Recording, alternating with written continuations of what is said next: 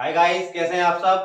तो देखिए, अनुपात और समानुपात की ये पार्ट 3 वीडियो में आपके सामने लेके आ गया हूं और बनाते हैं इसके सवाल। ठीक है, तो देखिए पहले समझते हैं सवाल को, देन उसको सॉल्व करेंगे और बनाएंगे। आइए मैं आपको क्वेश्चन पढ़ के पहले बताता हूं। ठीक है, तो क्वेश्चन कुछ इस प्रकार से है कि जब 43, 38, 11 और 10 प्रत्येक में से x को घटाया जाता है तो इस तरह प्राप्त संख्याएं आनुपातिक होती हैं। 11x प्लस 3 और 9x माइनस 2 के बीच मध्यानुपाती क्या है। तो देखिए हमें क्या दिया गया है कि 43, 38, 11 और 10 ये चार संख्याएं हमें दी गई हैं और बोलता है कि जब प्रत्येक में से x को घटाया जाता है तो हम क्या करेंगे, प्रत्येक संख्या में से क्या कर देंगे, x को घटा देंगे।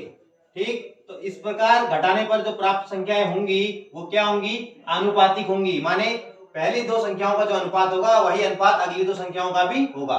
तो ठीक है, इन दोनों का अनुपात बराबर इन दोनों का अनुपात हम लिख सकते हैं एंड देन इसको हम सॉल्व करेंगे तो इधर से हमें x की वैल्यू फाइंड होगी। देखिए आइए इसको सॉल्व करते हैं। देखिए यहाँ पर जो है हमें क्या करनी पड़ेगी, वज्र गुणा यहाँ पर हमें इसको करनी पड़ेगी। तो देखिए 10 माइनस एक्स की इंटू अगर मेरे को इससे करनी है तो देखिए इंटू करते कैसे है ना। तो सबसे पहले हम एक पक्ष पकड़ेंगे 10 और 10 की गुणा 43 से करूंगा तो कितना हो गया, 430। ऐसे ही बोलिए 10 की गुणा अगर मैं माइनस एक्स से करूंगा तो कितने होगा, माइनस 10x, है ना। और आगे इसके जो ये 10 था इससे मैंने इन दोनों पक्षों की गुणा करवा दी है। अब पकड़ेंगे इस x को और इस x से 43 की गुणा कराऊंगा तो आएगा माइनस 43x और इस x से इस x की गुणा कराऊंगा तो आएगा क्या, प्लस एक्स स्क्वायर और बीच में बराबर है। इस प्रकार उस जो मैं दूसरी साइड है वहां भी जो है 11 माइनस एक्स की गुणा किससे करवाऊंगा, 38 माइनस एक्स से। आइए करवाते हैं इसकी गुणा। ठीक, तो 11 गुणा 38 अगर मैं करूंगा तो देखिए क्या आएगा, 11 अट्ठे 88 का 8 हासिल 8 और 11 थे 33 और 8 कितना 41, तो 418 यहाँ प्राप्त हुआ। फिर 38 की गुणा में एक्स से करूंगा तो कितने हो गए, 38x। और इसी प्रकार से आगे फिर करेंगे, x को पकड़ेंगे, x की गुणा 11 से करवाएंगे तो कितने x हो गए, बोलिए 11x। तो minus 11x and then x की इंटू एक्स से होगी तो कितना आएगा, बोलिए एक्स स्क्वायर, है ना। तो देखिए एक्स स्क्वायर और एक्स स्क्वायर आपस में क्या हो जाएंगे, बोलिए कैंसिल, है ना। इसी प्रकार से देखिए यहाँ पर जो x बने वो टोटल कितने बने, 53x बने और इधर जो x बने वो कितने बने, 8 और 1 9, 3 और 1 4 यानी 49x बने। ठीक, तो x x एक साइड करेंगे और संख्या संख्या एक साइड करेंगे। तो संख्या जो है ये 418 में इस तरफ लेके आऊंगा तो 430 में से माइनस हो गया, कितना बचेगा, बोलिए 430 में से अगर मैं 418 माइनस करूंगा तो बचेंगे कितने, 12। एंड देन ये 53x अगर मैं उस तरफ ले जाऊंगा तो प्लस के हो जाएंगे, 53x में से 49x जाएंगे तो बचेंगे कितने, 4x। और ऐसे ही 4x बराबर 12 है तो x बराबर 4 से 12 घटा 3 बार, या x की वैल्यू कितनी आ गई, बोलिए 3। एंड देन अब हमें बताना क्या था, x की वैल्यू तो हमने फाइंड कर ली दोस्तों, लेकिन अब इस वीडियो में आगे बताता हूं मैं आपको कि 11x प्लस 3 और 9x माइनस 2 के बीच मध्यानुपाती कैसे निकालेंगे। तो देखिए मध्यानुपाती होता क्या है, इसका अगर बेसिक कंसेप्ट देखना है तो आप जो है अनुपात समानुपात की पहली वीडियो में जाइए और वहां जाके चेक कीजिए। ठीक है, मैंने अपने पहली वीडियो में मध्यानुपाती, चतुर्थानुपाती, तृतीयानुपाती ये सभी टॉपिक क्लियर किए हुए हैं। ठीक, देखिए बनाते हैं आगे। तो देखिए 11x प्लस 3 इसकी वैल्यू क्या हो जाएगी, बोलिए x की वैल्यू आ गई 3, तो यहाँ पर 11x बोले तो 11 गुणा 3 यानी 11 3 33 प्लस 3 यानी कि ये बनेगा बराबर क्या, 36 ऐसे। और 9x माइनस 2 तो इधर पर जो x की वैल्यू है वो कितनी पुट करूंगा मैं, 3। x की वैल्यू 3 रखने पर ये हो जाएगा 9 3 27 और 27 में से मैंने 2 माइनस करे तो बचा कितना, 25। अब मुझे क्या बताना है, 36 और 25 का मध्यानुपाती, यानी किसी भी संख्या का अगर मेरे को मध्यानुपाती निकालना है, मध्यानुपाती मानूंगा b, तो बराबर क्या हो जाएगा, वर्गमूल के अंदर जो भी दो संख्याएं होती हैं उनको गुणा में लिख दिया जाता है। ठीक, तो मध्यानुपाती कैसे निकालते हैं एक बार फिर से यहाँ पर मैं आपको समझाऊंगा। डिटेल में देखना है तो आप मेरी पहली वीडियो में जाइए। ओके, ठीक, तो देखिए जिन भी दो संख्याओं का हमें मध्यानुपाती निकालना होता है उनको गुणा करके उनका वर्गमूल निकाल दिया जाता है। तो आइए आगे करते हैं इसको सॉल्व। और देखिए बाहर क्या आएगा, 36 का अगर मैं वर्गमूल निकालूंगा तो निकलेगा 6 और 25 का अगर मैं वर्गमूल निकालूंगा तो कितना निकलेगा, 5। तो 6 गुणा 5 यानी कि हो गया 30। तो दैट इज फाइनल आंसर, ये 30 क्या होगा, 36 और 25 का मध्यानुपाती, या कह सकता हूं कि 11x प्लस 3 और 9x माइनस 2 का मध्यानुपाती क्या होगा, 30। That is final answer. और दोस्तों देखिए कमेंट बॉक्स में कमेंट करके जरूर बताइए कि ये क्वेश्चन आपको समझ में आया या नहीं आया। अगर ये क्वेश्चन आपको समझ में आया है तो प्लीज वीडियो को लाइक कीजिए और इस वीडियो को ज्यादा से ज्यादा शेयर कीजिए ताकि आप ही के जैसे जो गांव में दूर दराज रहने वाले लोग हैं, बच्चे हैं, जिनको कोचिंग की सुविधाएं नहीं मिल पाती, मेरी वीडियोस को देख के वो पढ़ सके। ठीक है, थैंक यू। तो आइए गाइस, अगला क्वेश्चन मैं आपके लिए लेके आ चुका हूं, और देखिए ये जितने भी क्वेश्चंस मैं आपके सामने लेके आ रहा हूं, ये सभी लास्ट ईयर एसएससी जीडी के एग्जाम में आए हुए क्वेश्चन हैं। समझते हैं इस क्वेश्चन को। आइए देखिए, दो धनात्मक संख्याएं 7:4 के अनुपात में हैं, यदि उनके वर्गों के बीच अंतर 297 है तो दोनों संख्याओं का योगफल ज्ञात कीजिए। तो देखिए हमें दे क्या रखा है यहाँ पर जानकारी। सबसे पहले बोला है कि दो धनात्मक संख्याएं 7:4 के अनुपात में हैं। तो दो धनात्मक संख्याएं हैं, पहली संख्या को मैंने एज्यूम करा a, दूसरी संख्या को माना मैंने क्या b, और बोलता है कि इन दोनों के बीच जो अनुपात है वो 7:4 है, यानी कि मैं इनको मान सकता हूं कि पहली संख्या 7x और दूसरी संख्या बोलिए 4x। आगे क्या बोलता है मेरे से कि इन दोनों संख्याओं के वर्गों का अंतर 297 है। अगर देखिए इन दोनों संख्याओं का मैं वर्ग करूंगा और उनका अंतर निकालूंगा तो कितना आना चाहिए, बोलता है 297। तो देखिए इसका वर्ग कितना हो जाएगा, बोलिए 7 का वर्ग 49 और x का वर्ग x स्क्वायर। तो पहली संख्या 7x जो है इसका वर्ग हो गया 49x स्क्वायर, एंड देन दूसरी वाली जो संख्या है वो हो जाएगी कितनी, 4 का स्क्वायर बोलिए 16 और x का x स्क्वायर। ठीक, तो पहली संख्या का जो मैंने वर्ग करा वो आया 49x स्क्वायर, और दूसरी संख्या का जो मैंने वर्ग करा वो आया 4x का स्क्वायर करेंगे अगर तो कितना आ जाएगा 16x स्क्वायर। ठीक, और इनका जो अंतर है वो बोलता है क्या कि 297 है। देखिए हम क्या करते हैं, सवाल में जैसी जैसी लैंग्वेज उसने बोली है उसी तरीके से उसको डिकोड करते हुए चलते हैं, सॉल्व करते हुए चलते हैं, तो हम देखिए पहुंचते हैं बिल्कुल सही आंसर की तरफ। ओके, तो देखते हैं आगे। तो 49x स्क्वायर में से अगर हम 16x स्क्वायर माइनस करेंगे तो हमें बचते हैं कितने, 9 में से 6 गया 3 और 4 में से 1 गया 3, यानी कि 33x square is equal to 97। और देखिए 33 से अगर मैं 297 को काटूंगा तो ये कटेगा कितनी बार, 9 टाइम, और x स्क्वायर इज इक्वल 9, तो x इज इक्वल कितना हो जाएगा दोस्त, √9 कहें या √9 बोले तो 9 का जो वर्गमूल निकलेगा वो निकलेगा 3।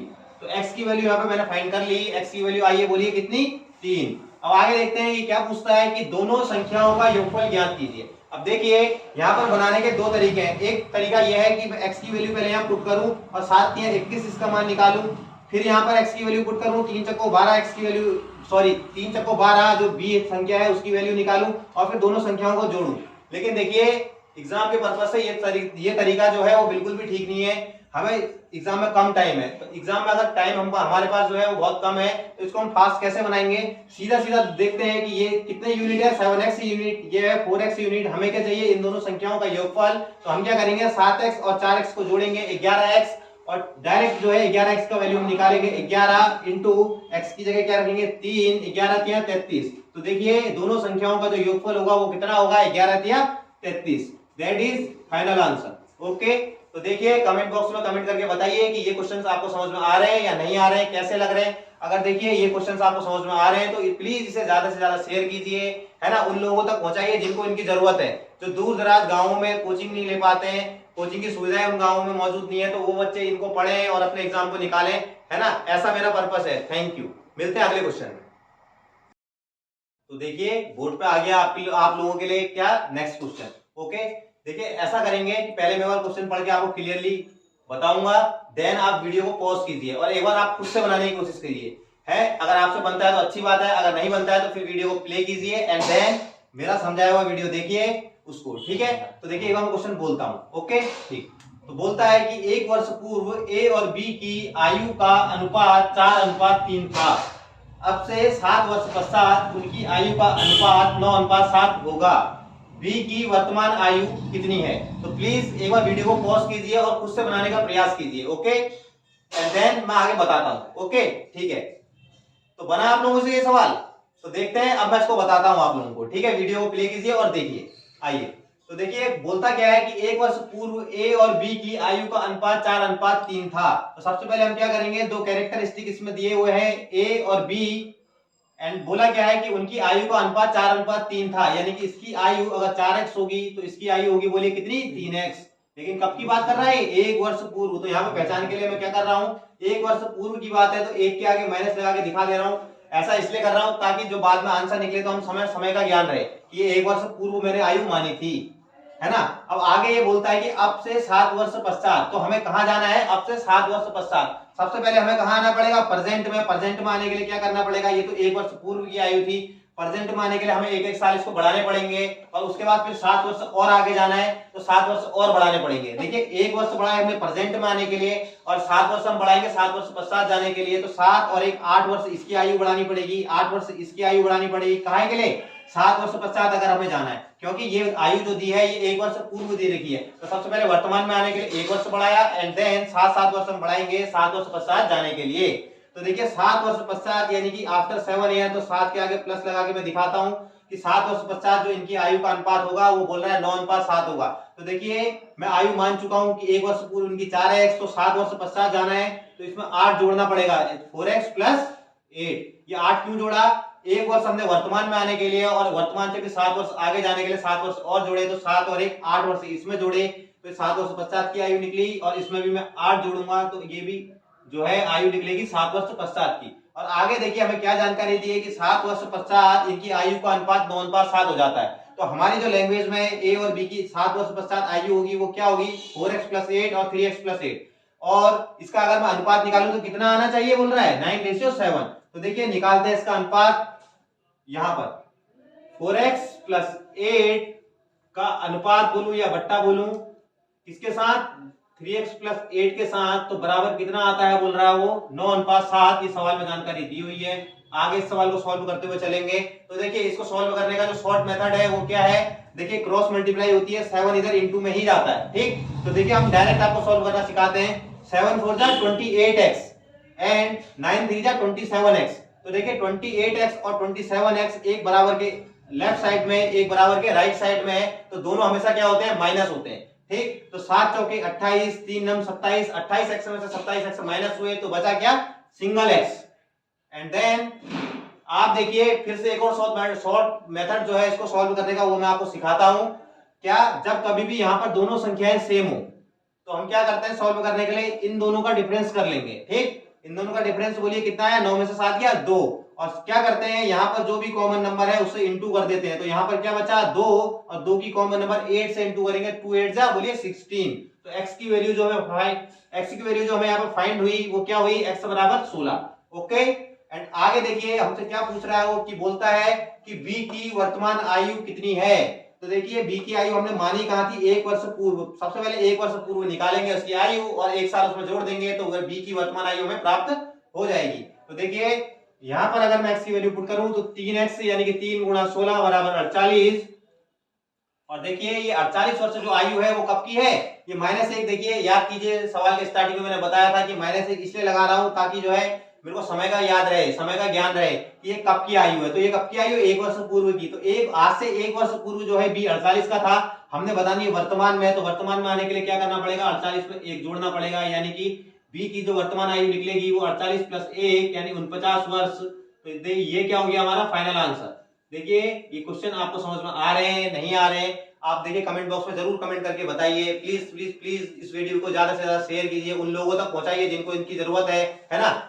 तो आइए देखते हैं फ्रेंड्स नेक्स्ट क्वेश्चन। ओके ठीक है, तो पहले क्वेश्चन वही मैं पढ़ूंगा, पढ़ के आपको सुनाऊंगा, उसके बाद आप वीडियो को पॉज करेंगे, बनाने की कोशिश करेंगे, एंड देन वीडियो प्ले करेंगे और सॉल्व को इसको देखेंगे, ठीक है। तो क्वेश्चन पढ़ता हूं। एक अधिकारी और एक क्लर्क का मासिक वेतन 11:4 के अनुपात में है।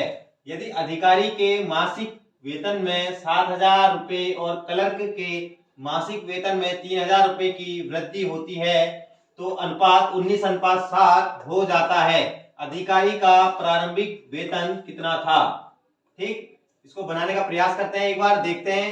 तो देखिए इसमें दो कैरेक्टर दे रखे हैं, एक अधिकारी और एक क्लर्क। ओके, तो सबसे पहले लिख लेंगे अधिकारी को मैं ओ से ऐसे दिखा दे रहा हूं शॉर्ट में, और क्लर्क को ये दिखा दिया मैंने, ठीक।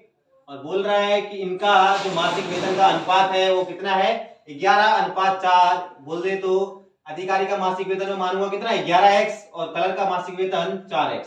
ठीक, आगे देखिए क्या बोलता है कि यदि अधिकारी के मासिक वेतन में 7,000 रुपए और क्लर्क के मासिक वेतन में 3,000 रुपए की वृद्धि होती है।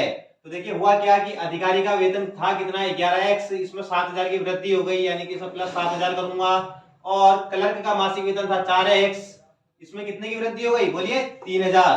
तो इसमें अगर मैं प्लस 3000 करूं तो क्या बोलता है ये कि अनुपात जो है वो 19:7 हो जाता है, यानी कि अधिकारी की आय से जो क्लर्क की आय का अनुपात है वो कितना है बोलिए 19:7। तो अधिकारी की इनकम का और क्लर्क की इनकम से जो रेशियो है वो है कितना बराबर 19:7। ये आपको समझ में आया? ठीक है, तो आगे को सॉल्व करते हैं एक बार, है ना। तो मैंने आपको क्या बताया था तरीका का सॉल्व करने का, ये 7 को इधर ले जाऊंगा, कितने हो गए बोलिए 11 7 जा, ये 11 7 जा 77x, इधर 19 4 जा 76x, 11 7 77, 19 चौके 76। तो 77x में से 76x माइनस करें तो कितने बचे सिंगल x, और इज इक्वल देखिए इधर क्या है 7, इधर 7, इधर है 7000। ठीक है, तो 7000 को इंटू 7 करूंगा तो कितने होगा 49,000, और इधर इंटू करूंगा 19 तिया 57,000। ठीक, ये देखिए ये इस तरीके से 19 की 3000 से इंटू हुई 57,000, और 7 की 7,000 से इंटू हुई तो कितना होगा 49,000। तो 57,000 में से 49,000 अगर घटेंगे तो कितना बचेगा बोलिए 57,000 में से 49,000 घटा के बचेगा कितना 8,000। तो x की जो वैल्यू आई वो कितनी आई 8,000। और हमसे पूछ क्या रहा था वो कि अधिकारी का प्रारंभिक वेतन कितना था, यानी स्टार्टिंग में जो अधिकारी की सैलरी थी वो कितनी थी। तो स्टार्टिंग में अधिकारी की जो वेतन है सैलरी है आय है वो हमने कितनी मानी है 11x। तो उसका जो वैल्यू निकलेगी वो क्या निकलेगी 11 इंटू एक्स कह सकते हैं, या 11 इंटू एक्स की जो वैल्यू है वो कितनी है 8,000। तो 11 इंटू 8,000 में करूंगा तो आंसर क्या आने वाला है बोलिए 11 8 88, और पीछे जो है ऐसे ही 3 जीरो हम लगा देंगे तो आंसर कितना है 88,000 रुपए। That is final answer. ये आपको समझ में आया या नहीं आया ये क्वेश्चन आप कमेंट बॉक्स में कमेंट करके जरूर बताइए। Thanks for watching and please video को लाइक कीजिए, इस वीडियो को ज्यादा से ज्यादा शेयर कीजिए, चैनल को सब्सक्राइब कीजिए और बेल आइकन को प्रेस कीजिए। Okay, thanks for watching.